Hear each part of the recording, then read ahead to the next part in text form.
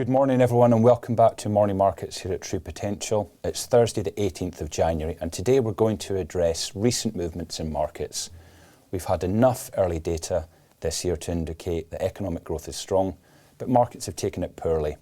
Let me fill in the blanks for you.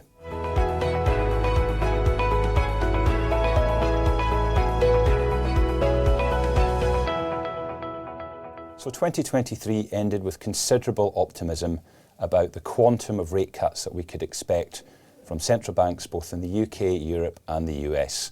There was a crescendo believing that rate cuts would begin as early as March and that there would be over 100 basis points in lowering of policy rates in all these major economies.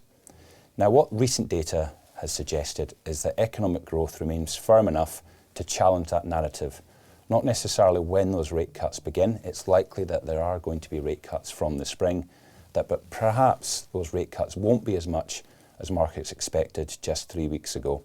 So let's bring to life the data that has challenged this. And let's begin with the UK. As my colleague Chris Leyland said yesterday, the inflation for the month of December was an upside surprise. However, importantly, inflation in the UK continues to undershoot the Bank of England's most recent forecast. That likely will challenge the Bank of England next month when they revise that forecast, and they're likely to see inflation to decline further than they expected, particularly into the spring. So whilst we may not see that first rate cut here in March, it's likely there will be very loud calls for rate cuts to begin, maybe in May, but particularly in June, when a number of base effects will take hold, and we'll also begin to see substantial weakness, a fall in UK wage pressures. Recall that the data earlier in the week was quite strong, but this is really a legacy from pay awards in the middle of last year.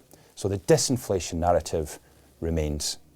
If we look to the US, we're also seeing similar, which is the path of inflation is still going to be much lower from here and is likely going to challenge the Federal Reserve with the current policy rate in the spring. However, data indicates that economic growth is robust. Employment data and other measures such as consumer consumption.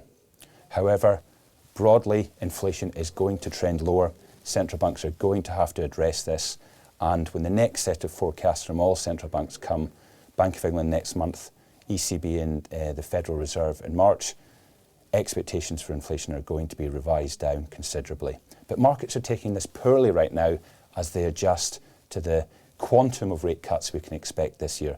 Maybe 150 basis points in the US is too much. Maybe it's likely to be 75 or 100 basis points, and markets need to dial back their enthusiasm. And capping all of this off is weakness in China, and that's what's dragging down emerging market equities and making that the most underperforming asset class globally. So it's been a poor week for markets, but markets are simply adjusting to early data which suggests growth is strong, employment remains strong, and the trend for inflation is lower, which should be good for us all. Thank you.